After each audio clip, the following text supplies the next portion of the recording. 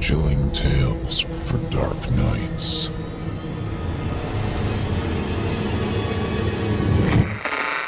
Want to make sure you never miss a Chilling Tales for Dark Nights video again? Be sure to subscribe and hit that bell to turn on notifications. It's time to turn off the lights and turn on the dark. Chilling tales for dark nights.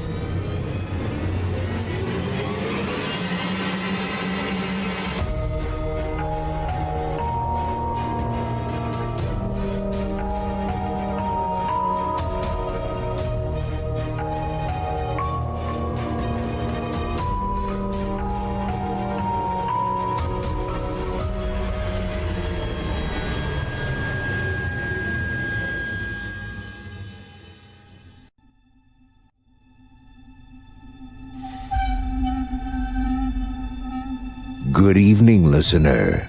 You're listening to Chilling Tales for Dark Nights.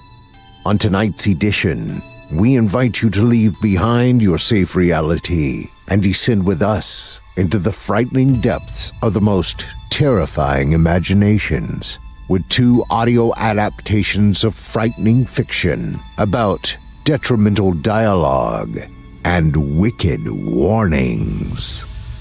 I'm your host, Steve Taylor, and tonight I'll be your guide as we traverse the dimly lit corridors of your darkest dreams.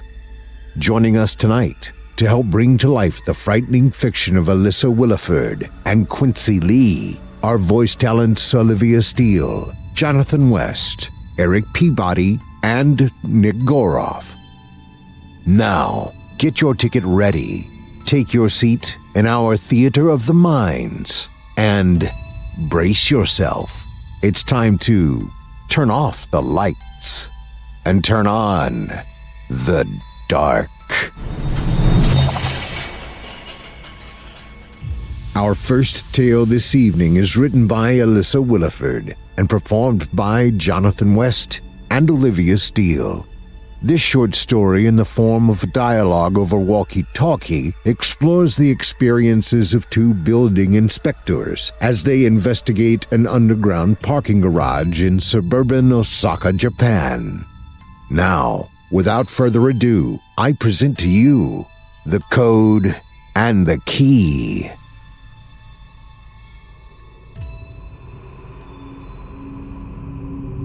Steve, come in. Do you read me? Over.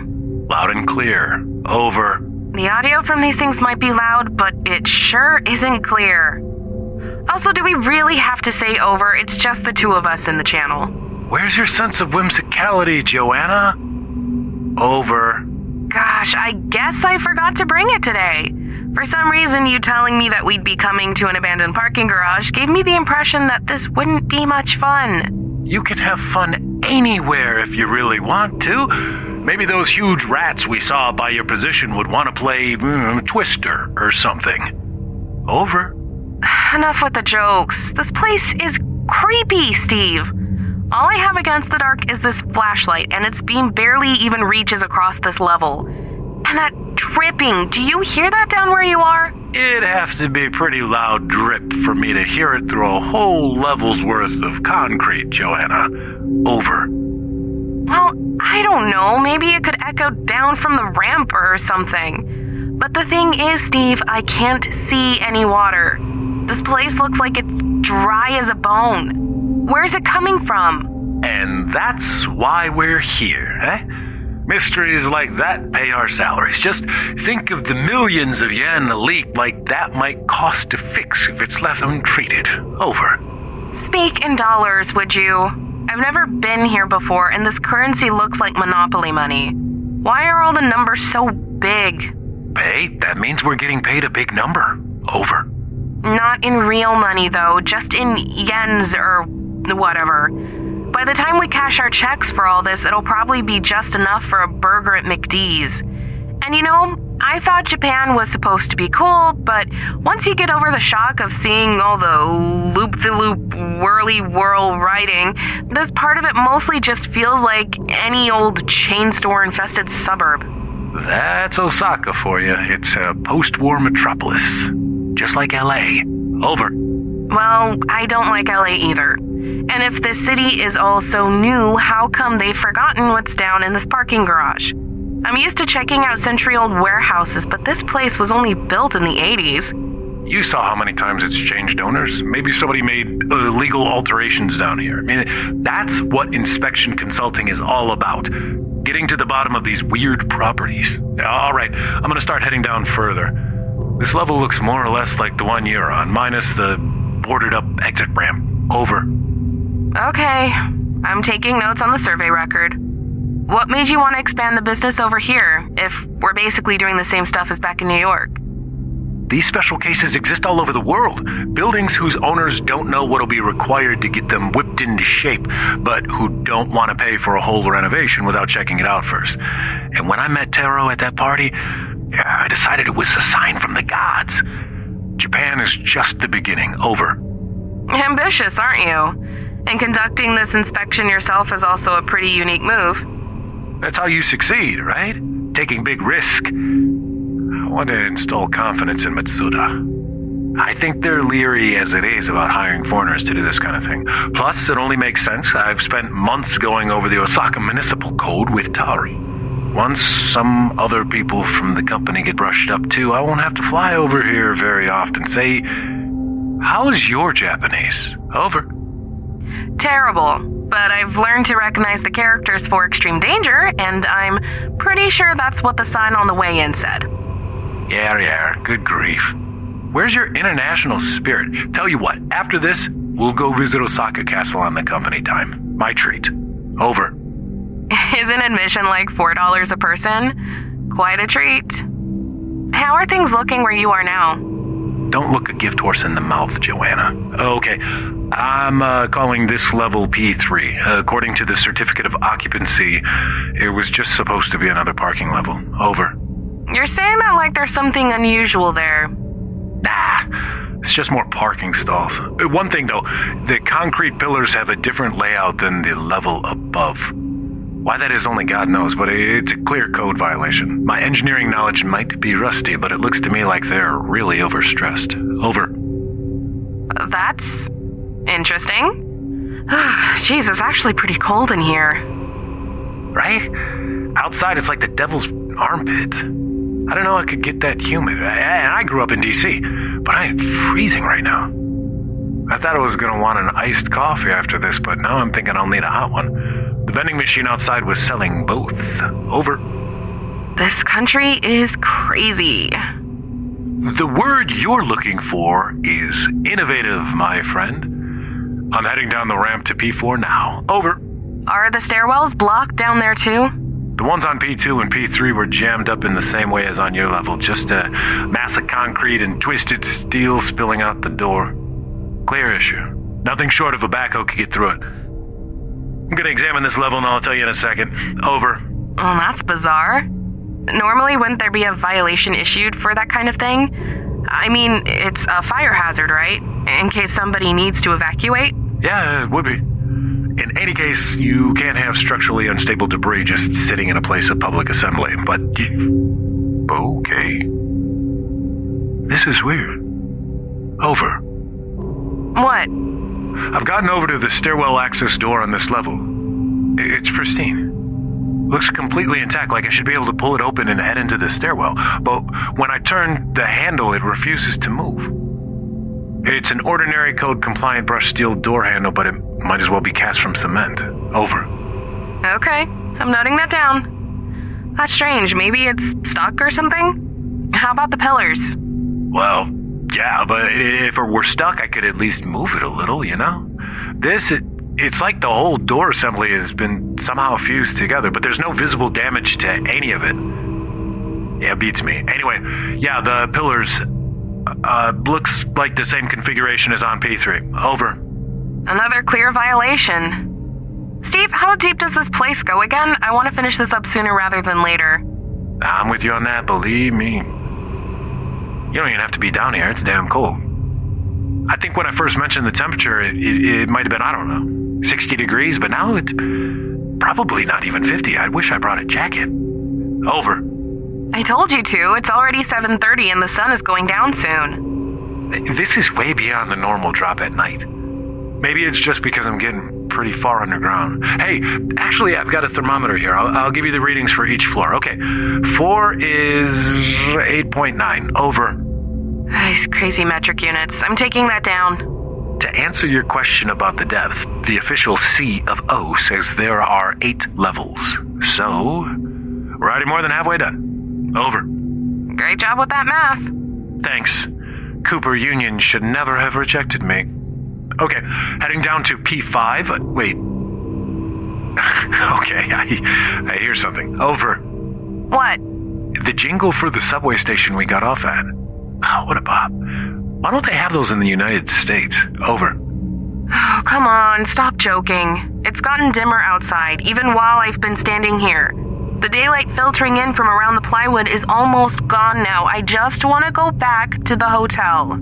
Okay, right. I do hear something, though. Remember that dripping you mentioned before? It's back. Over. Maybe you were just too busy being a comedian to listen for it. Fair point, but no, definitely didn't hear it before. Do you? Over. No. Now that you mention it, I can't anymore. Weird. Is there water down there? No, looks dry as a bone. Checking the corners now for any leakage. Water infiltration would make this place wildly expensive to fix up. More than it already would be. I mean, pillars are the same as before, though. Over. How about the door? I'm just getting over there. Japanese people love their tiny cars, so this garage isn't huge, but it feels like it's taken me longer to get around on each passing level. Oh, by the way, temp is at 8.1. I'm not crazy. Over. Not for that reason. Ah, shut up. If you don't watch out, I'll assign you back to waste treatment inspections. Over. I still remember the joy in your voice when you told me they'd become the firm's bread and butter. Other people won't do them. That smell? Money. Anyway, okay. I'm at the door. This is weird. Over. What's weird? Well, now I want to head back up to P4 to check it up there, too. And I will on the way back up. I didn't notice it last time, but there's a little sticker at the top corner of the door. You'd have to break it if you were to open it up. The whole thing is jammed shut just as tightly as the last one, but the sticker, I mean, it's got writing on it. Kanji characters. Over. What do they say? I can't really see. It's kind of glossy, and when I hit it with the light, there's this sheen that stops me from seeing much of anything. Over. All sparkle and no substance, just like our marketing strategy. Ah, hush. We do deliver the goods in the end. Yeah, nope, I can't see. It's strange, though, because otherwise it feels kind of like it's getting darker. Like, dark is dark, right? It shouldn't make a difference either way. It should have been pitch black from the time I made it down to P3, but it's thick now. Almost soupy. Over. I want to mock you, but I believe it. This place gives me the willies. Come on, get moving and then get back up here. I'm trying. Okay, heading down the ramp to P6 now. Can you believe it's still getting colder? From the bottom of the ramp, the reading is 7.2. Over. What's that in American? It is a sign that you should learn to understand the metric system.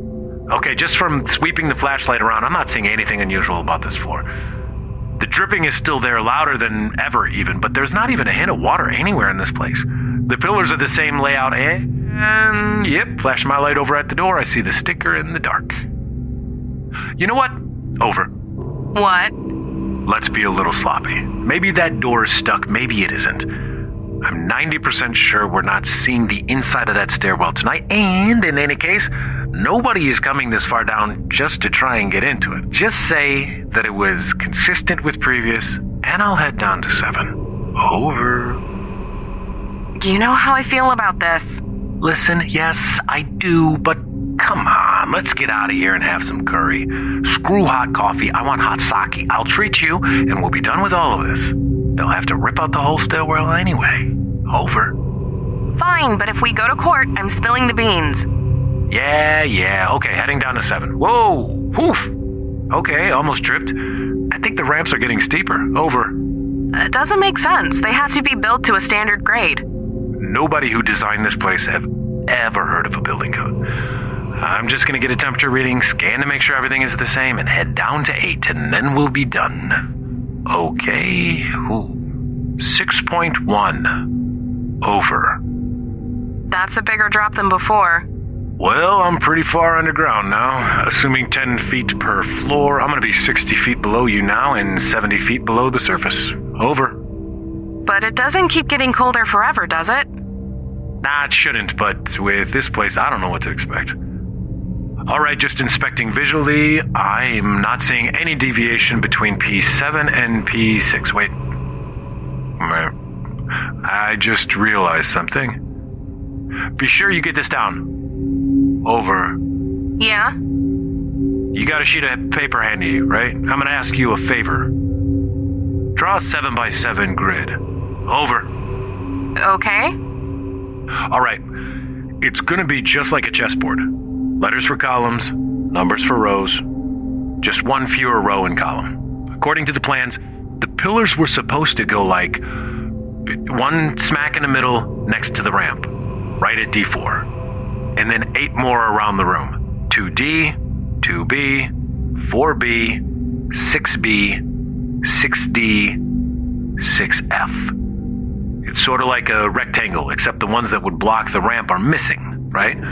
Or you could think of it as a square with a dot in the middle and one side missing. Got it? Over. I'd love to know where you're going with this. I'm getting there. Okay, draw another grid. Over. Seriously? This is what you're being paid for. On this grid, fill in the spaces E2, C2, A2, C4, B5, D6. Notice anything? Over. Yeah, most of these parking spots are totally unusable. Christ, use your imagination. Is there a shape? Over. Oh, I guess I see, like, half a keyhole? Yeah. The rest is cut off by the ramp, but that's what I'm seeing too, but why a keyhole? Okay, I'm heading down to P8 now. Over. Finally. You said it. Bottom of the ramp. Temp is at 4.1. I cannot stay down here much longer. My teeth are chattering. But this is the last floor. Same pillars, same weird dripping. Looking for the sticker, but... Oh, nope, there it is. My flashlight had trouble reaching it. Maybe the batteries are dying? Over. Well, you can come up now at least. Yeah, I can... Wait. Can you look at the plans? Over. I've had them in front of me the whole time. They only go to 8, right? Like that's the last sub-level. Over. Well, they're all in Japanese, so it's hard for me to tell, but yeah, the last page has a bunch of 8s all over it, and it doesn't seem to show a down ramp from there. Why? Well, the plans are wrong. There's a level 9. Over. Are you sure that's... It is completely consistent with the kind of bullshit we've been dealing with since we got here.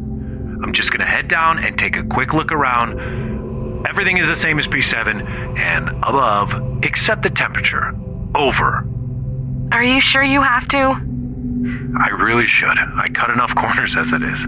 Over. Well, you're the last person I would expect to hear that from. Heading down the ramp to P... Wow.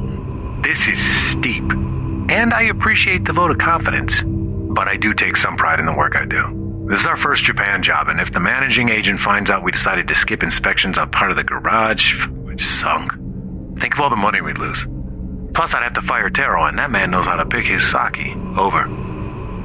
The right conclusion for the wrong reasons, eh? Classic Steve. What's the temp down there? Checking.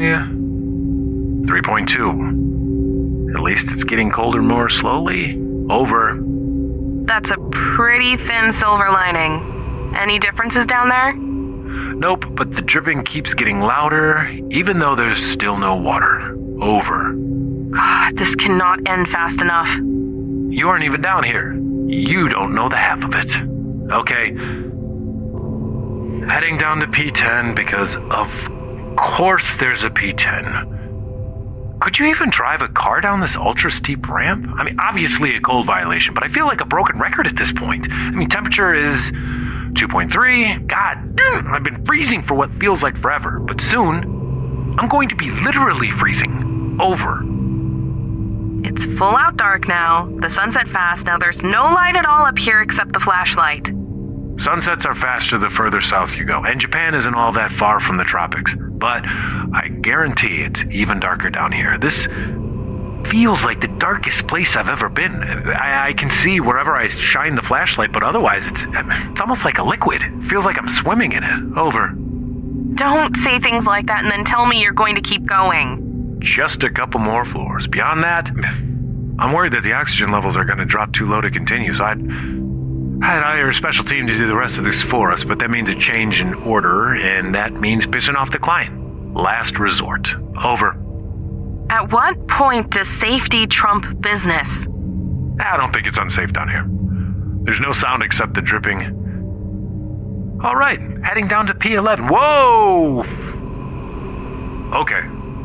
I'm gonna have to do the next ramp backwards. If they get too much steeper than this, we'll need to bring climbing gear down here. Over. Are you sure you can get back up? It's fine. I'll be fine. Just gotta do the job. Okay, temperature reading 1.5. Everything else looks the same. Over. I wonder if there's a giant freezer down there. If that's the case, somebody is paying a massive electric bill. That thing is leaking air like a sieve. Wait. Shit. Over. What now? I just realized something. That keyhole shape. We saw that today. Over. What, did you unlock a door? No, on the flight in this morning. Remember? It was like 10 minutes after the final drink service and we were making the descent into Kansai International. Over. I'm surprised you spared a glance for anything other than that flight attendant you were oogling the whole time. Who? You noticed? Anyway, I happened to look out the window and I saw it. A chain of big parks. It looked like, except I don't think they were parks. Normally with parks there's at least some open space, you know? These were just big squares filled with trees, like old growth forest or something. But in the middle of each square, there was a lake. And in the middle of the lake, there was an island. Over. This sounds like you're describing a dream. It does, doesn't it? But they're real. I Googled them later and they had a Wikipedia page and everything. You know what the islands were shaped like? Over. Keyholes. Bingo! Keyholes. According to Wikipedia, those places weren't actually parks at all. In fact, they weren't even built this millennium. Over. What were they, forts?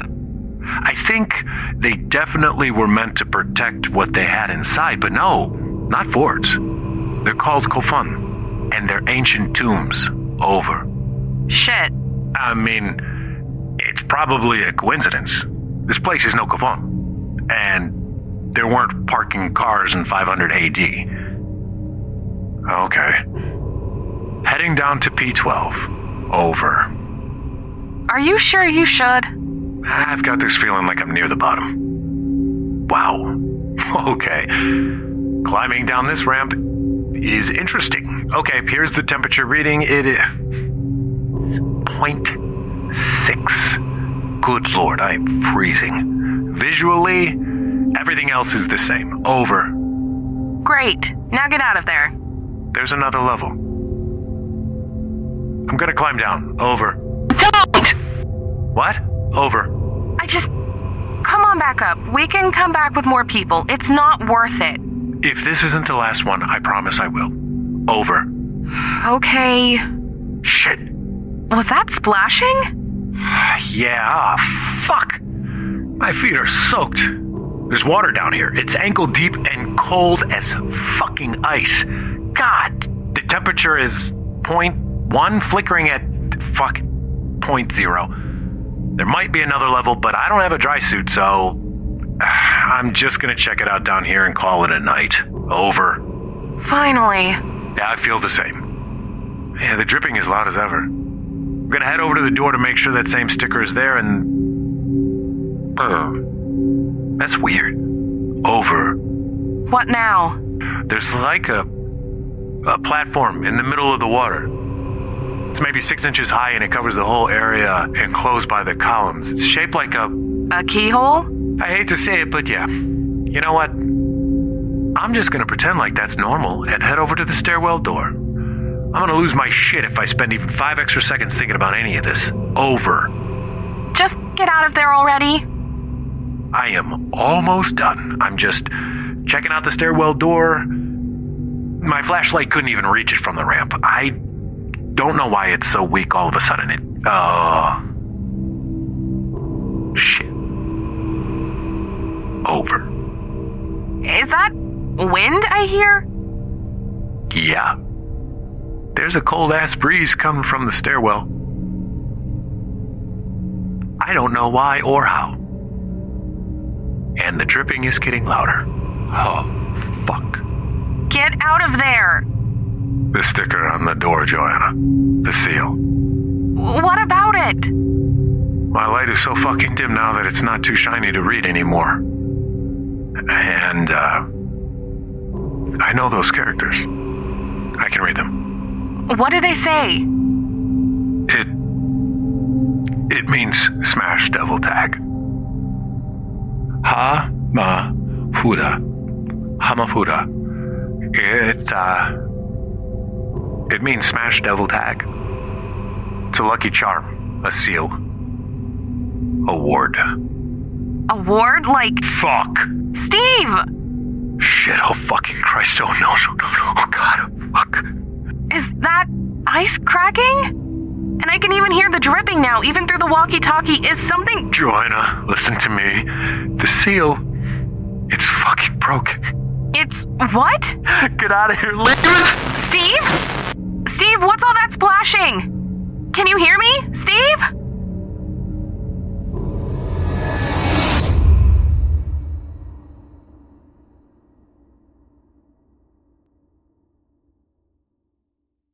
I hope you enjoyed The Code and the Key, as written by Alyssa Willeford and performed by Jonathan West and Olivia Steele. This tale comes to us by a trusted old friend, the No Sleep subreddit. Find Alyssa Willeford's work there along with many others on the No Sleep subreddit. Our second tale of the evening is written by Quincy Lee and performed by Erik Peabody, featuring Olivia Steele and Nick Goroff. Now, without further ado, I present to you, as a kid, my best friend said it's easy to get away with murder. Now, I'm worried he wasn't just boasting.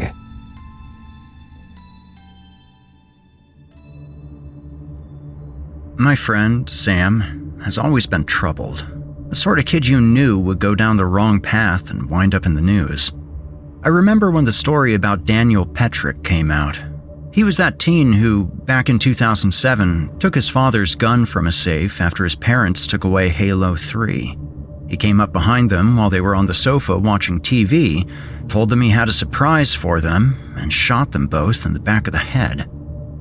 Not long after the Petrick story came out, I remember Sam laughing and telling me, "Dummy got caught almost immediately. If I were ever going to do something like that, I'd be smarter about it." We lived only 3 houses apart, so we used to hang out a lot.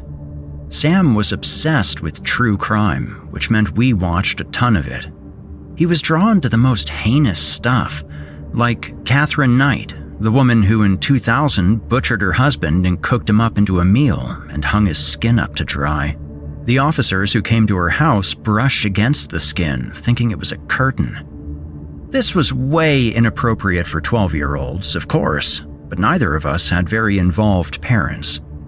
Maybe because of all this stuff, Sam was convinced that evil was pretty much everywhere.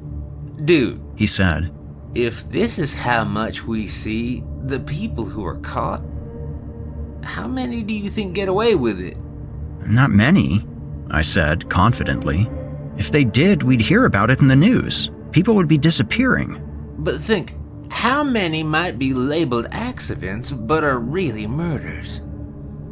Falls down the stairs, heart attacks, I bet so many people bump off old folks when they don't want to take care of them or want their money. Doubt it, I said again. It would be so easy.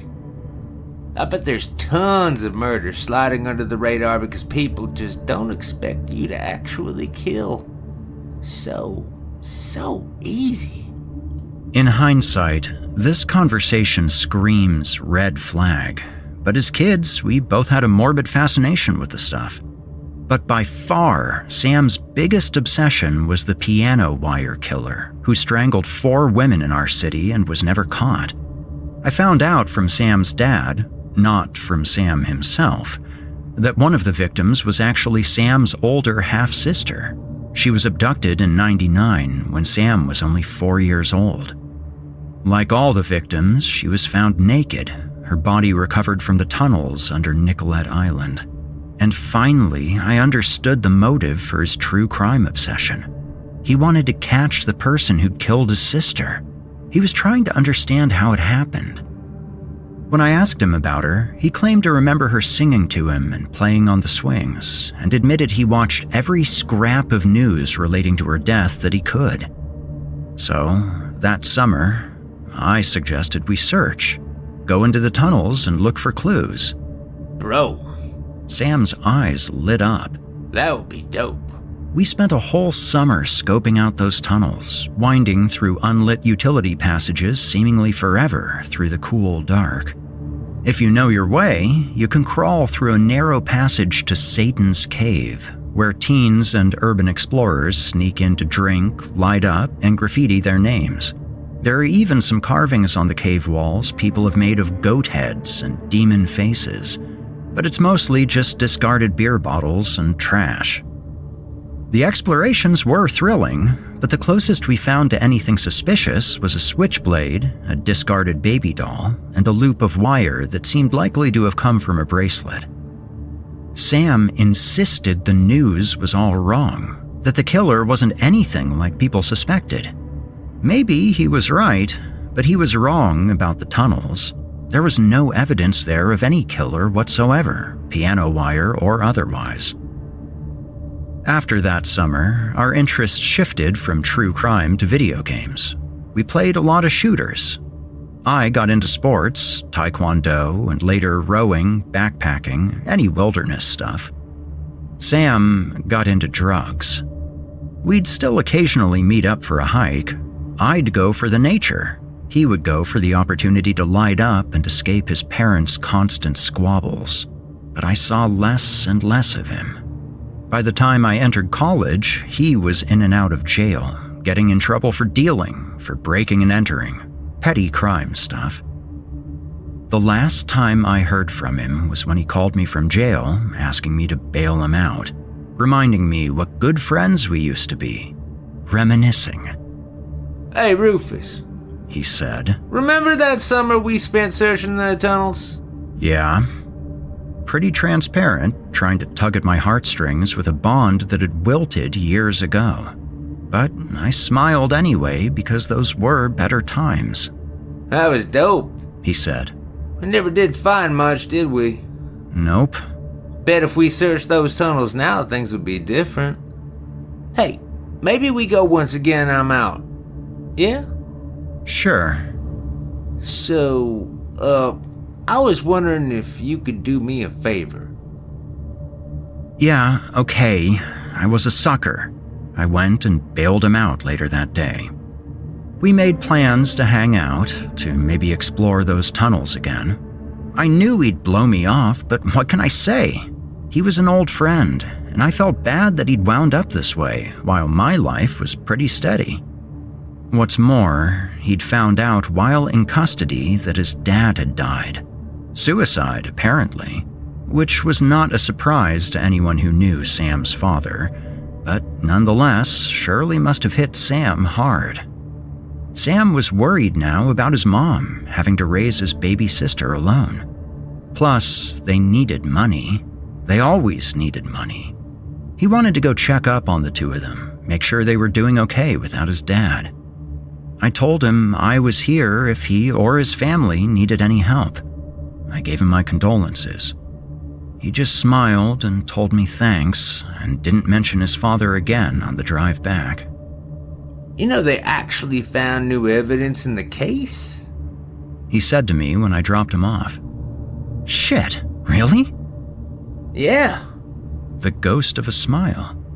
I'll tell you about it next week. But he didn't get a chance.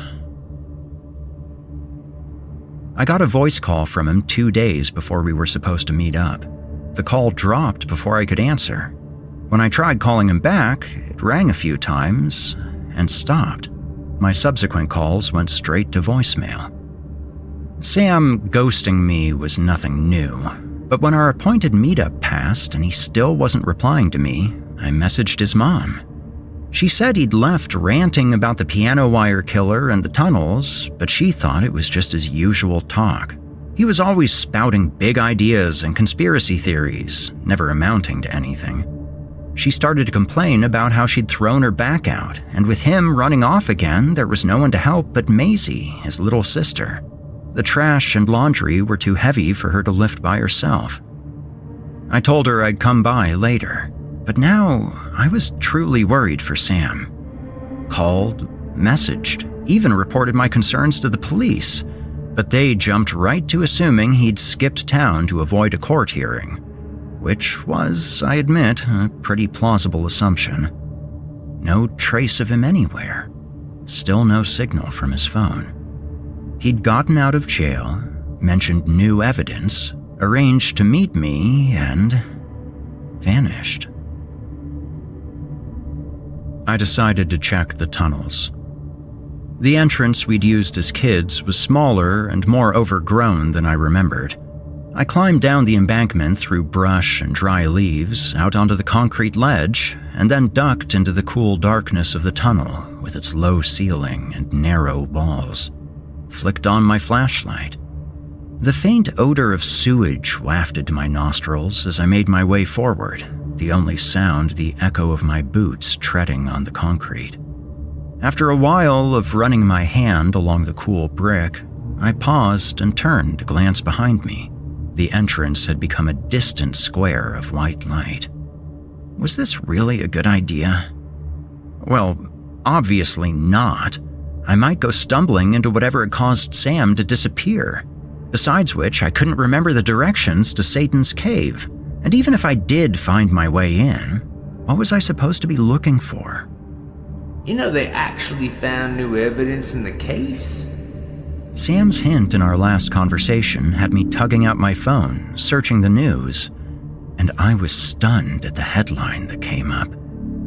25 years after brutal killings, piano wire killer confesses. Whoa. Sam had seriously downplayed this. It wasn't just new evidence. The killer was actually in custody and had confessed. So where the fuck was Sam then? Maybe the police were right about him skipping town, leaving his mother alone to look after his sister, me scrambling to find him, and no one to pick up the pieces from his shattered life. I sighed and headed over to help his mom take out the trash. Sam's car was in the back when I pulled up, and my spirits lifted. I was eager to chew him out for all the usual trouble, but when I got inside, his mom told me he wasn't back yet. His car battery had died, and he'd left by bike a few days ago. The house was a mess, filled with empty pizza boxes, several full garbage bags, laundry piled up. Sam's mom, Eleanor, had thrown her back out, I remembered, and couldn't lift heavy things. So without Sam, she had no one to take out the trash or carry loads of laundry besides Maisie, and Maisie wasn't a very consistent helper, being only 11 years old. Is that Rufus? Maisie came bounding down as I was collecting the trash bags. Her nose wrinkled. It smells like ass in here. You should help your mom more, I said. Once I'd cleared the trash out, I was getting ready to leave when, on a sudden impulse, I went upstairs to the room Sam had been using, thinking he might have left me some hint as to where he'd gone. But I found the room taped off with a giant "Keep Out" sign. Maisie, bouncing up the stairs after me, told me no one was allowed in. Especially me. She added, making a face. Well, I'm his best friend, so I'm allowed, I said. But the door was locked. Undeterred, I started opening drawers downstairs in the main room. When we were little, Sam would sometimes lock his door, and his parents would open it and tell him not to shut them out. I vaguely remembered there being a key kept in a junk drawer. While searching, I called out to Sam's mom, asking if she'd heard anything from him. She shouted back from the basement, He'll turn up eventually, like a bad penny. I grunted and opened a desk drawer. No keys, just old electronics and cell phones, and closed it. Then opened it again and blinked. Sam's cell phone. I recognized it from the day I bailed him out. As soon as I had it in my hand, its heavy solidity made my pulse ratchet up. I brought it out to my car and plugged it in, started up the phone. Couldn't get past the password. After a few more tries, I went back inside. Sam's mom was still doing laundry.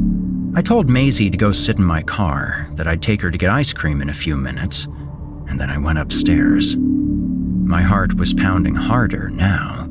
The unpleasant odor still lingered, despite the garbage having been cleared out. Sweat pooled under my armpits as I peeled the tape off the door and put my shoulder against it. It didn't require much force. A couple of short bursts, and I flung it open. Sam's bed was unmade, laundry on the floor, dirty dishes. Messy, like his life. No sign of him. My eyes turned to the closet, to the faint stain of reddish brown on the carpet. I slid the door open, wobbly in its tracks. My eyes watered. The stench hit me like sewage and old meat. I closed the door and dialed the police. I bet there's tons of murders sliding under the radar because people just don't expect you to actually kill. So easy. After unlocking Sam's phone, the police discovered he'd been drafting me an email. It included a link to a more detailed article about the piano wire killer's confession. A confession to 3 of the 4 murders, but not to the murder of Sam's sister. Police suspected, even back in 1999, that it was a copycat killing. Suspected because the type of wire used to strangle her didn't match with the other victims. Over the years, I'd forgotten this detail. Sam never did. His mom was still downstairs when the police arrived, and I showed them his body, tucked into the closet and curled as if asleep, but rotting, leaking. Only later would the pieces fall into place, that even as a child he'd suspected his mother of murdering the half-sister who was born from another woman, that the entire summer we explored the tunnels, that's what he was really looking for, evidence to connect his mother to her death. We found nothing back then, but these past weeks, the piano wire killer's confession brought it all back. A confession Sam's father likely read, but by the time Sam got out of custody, his father was dead. Sam was looking for proof, not only of his sister's murder, but also his father's. He died of blunt force trauma to the head.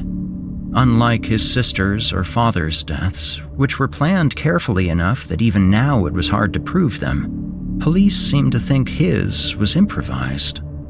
Perhaps he confronted his mother, or perhaps she caught him snooping. She likely threw her back out trying to move his body.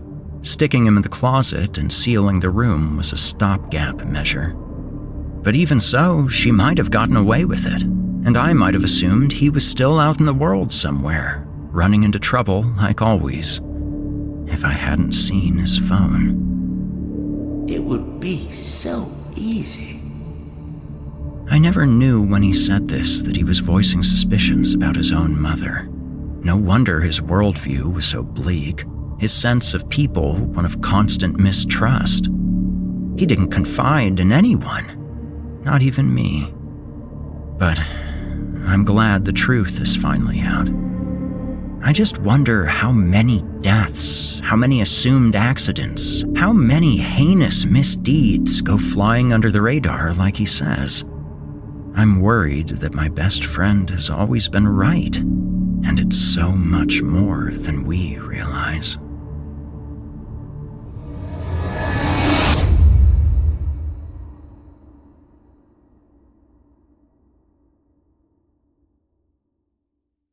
I hope you enjoyed. As a kid, my best friend said it's easy to get away with murder. Now, I'm worried he wasn't just boasting.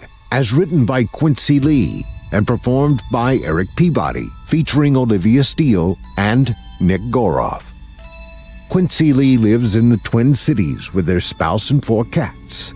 Sign language interpreter by day, horror writer by night. They post most of their spine-tingling tales on nosleep under the username u/Let's Split Up. When not writing, they can be found practicing kung fu, folding origami paper bonsai, or tending to their garden. Well, on to the shows. Longtime resident Otis Gyrie has his very own show here on our network, Scary Stories Told in the Dark, which you can hear every Sunday night. We also have Erik Peabody's Horror Hill, a podcast dedicated to some of our deeper and darker tales. We hope you check him out. And Drew Blood's Dark Tales airs Fridays, featuring some southern down-home horror. And don't forget to check out The Fear from the Heartland Archives, featuring more than 120 episodes. Well, friends, our weekly descent into the depths has just about come to a close. But before we go, I'd like to take a moment to thank you for joining us for tonight and remind you to take a moment to stop by our iTunes page and leave Chilling Tales for Dark Nights a 5-star review and a kind word, and follow us on Facebook, Twitter, that's X, and Instagram if you haven't already. And of course, subscribe to us on YouTube, where you can find an archive of our work going back to 2012. And consider signing up as a patron at our website, chillingtalesfordarknights.com, to show your support and get all of our content ad-free. I'm your host of the evening, Steve Taylor, and it's been a pleasure. Tune in again next week when we once again turn off the lights and turn on the dark. Sweet dreams, listener. Sweet dreams.